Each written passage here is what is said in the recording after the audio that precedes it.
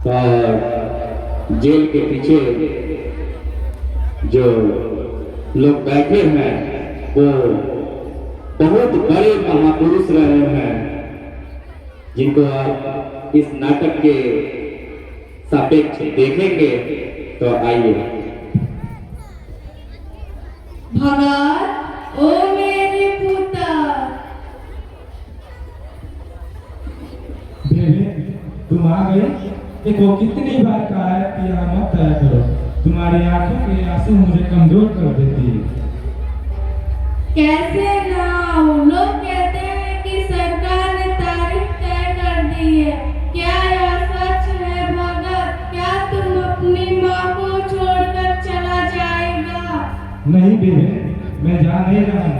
मैं तो हिंदुस्तान की मिट्टी में घुलने जा रहा हूँ। तुम तो एक बहादुर माँ हो, तुमने तो खुद मुझे इस देश के नाम किया था, फिर ये आज आंसू क्यों? समझता नहीं है भगत।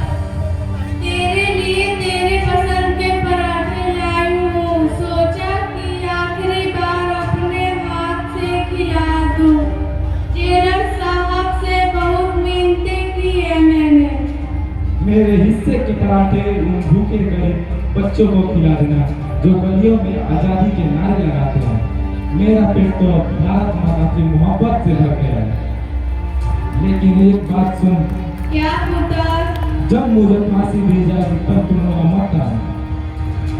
क्यों? क्या मैं अपने से बेटे का आखिरी दीदार भी नहीं कर सकती? नहीं बेबे, इसलिए नहीं, बल्कि इसलिए कि अगर तुम्हारी आंखों से उस वक्त एक भी आंसू निकलता तो लोग कहेंगे कि भगत की माँ रो रही है। मैं नहीं चाहता कि लोग कहें कि एक क्रांतिकारी की माँ कमजोर हो। मैं चाहता हूँ कि जब मेरा शव बाहर आए तो तुम सिर ऊंचा करके चलना और कहना कि मेरा बेटा शहीद हुआ है, मरा नहीं। तूने तो मुझे ही सिखा दिया मगर ठीक है, मैं नहीं रोऊंगी। मैं दुनिया को दिखला दूंगी कि मैंने भी एक शेर को जन्म दिया है।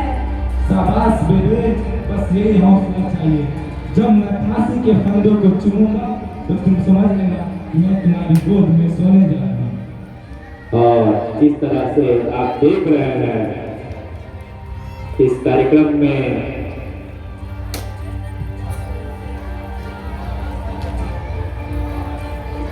पर्दा गिर गया और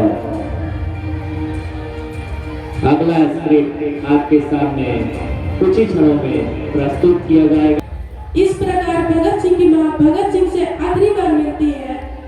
दोनों के आंखों में आंसू है। वह मां भी कितनी बड़ी शेरनी होगी जिन्होंने अपने पुत्र को अंग्रेजों के खिलाफ लड़ने के लिए भारत मां को सौंप दिया।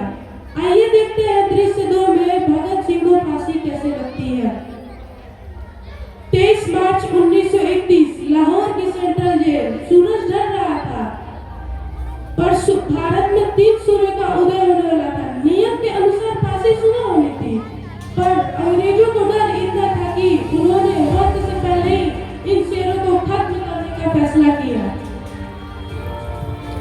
इस तरह से आप लोग सुने कि फांसी का जो क्रम था। भगत, वक्त आ गया है, ऊपर से हुक्म है, अभी चलना होगा। तालियों डॉक्टर जी, अभी एक क्रांतिकारी दूसरे क्रांतिकारी से मिल रहा है।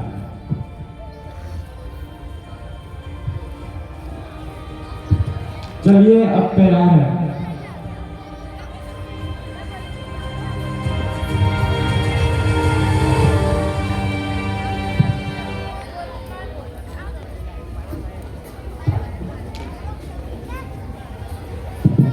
क्यों सुखदेव, याद है ना, हमने कहा था कि मरेंगे तो साथ ही जिएंगे तो साथ। आज जो दिन आ गया सुखदेव। डर तो इस बात का है राजमूर्ति, ऊपर जाके खुदा से क्या कहेंगे। वो पूछेगा इतनी जल्दी क्यों आ गए, तो हम कहेंगे कि हुजूर भारत माता की आजादी का जश्न मनाना था, इसीलिए जल्दी आ गया।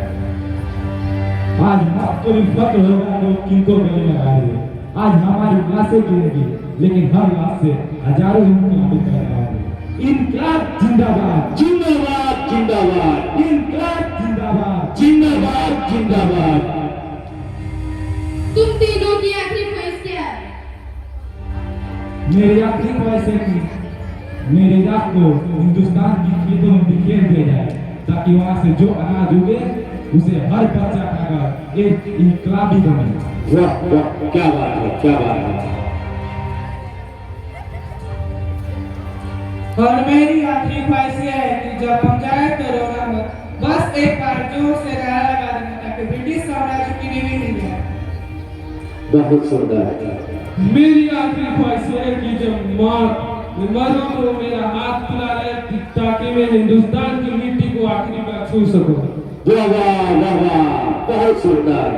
और इस तरह से तीनों भारत के वीर सपूत अब फांसी के फंदे पर लटकने के लिए जो ब्रिटिश हुकूमत है वो, इस तरह से आप लोग देख सकते हैं कि जल्लाद महोदय के द्वारा इन्हें नकाबपोशी की जा रही है, नकाब पहनाया जा रहा है।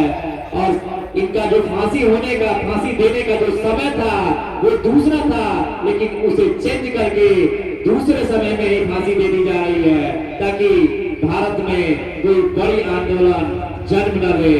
तो आइए इस आगे की कड़ी में देखते हैं जल्लाद के द्वारा इस तरह से फांसी का फंदा पहनाया जा रहा है। नकाबपोशी के बाद फांसी का फंदा लगा दिया गया। बहुत ही बेहद मार्मिक दृश्य। कैसा समय रहा होगा भारत के लिए, इन वीर सपूतों के लिए, कि ये वीर सपूत तीनों जो थे आजादी के लिए अपने जान को कुर्बान कर दिए। हंसते हंसते फांसी के फंदे को इन्होंने चुना और बेचारे लटक गए फांसी के फंदे पे।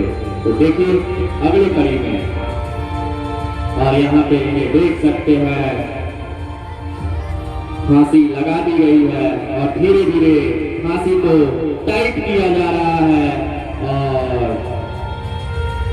इस प्रकार ये तीनों भारत माँ के वीर सपूत शहीद हो गए और आज से इनका नाम अमर वीर शहीदों में जाना जाएगा। तो एक बार वीर भगत सिंह की, वीर भगत सिंह की, वीर भगत सिंह की, खुदीराम बोस की, खुदीराम बोस की।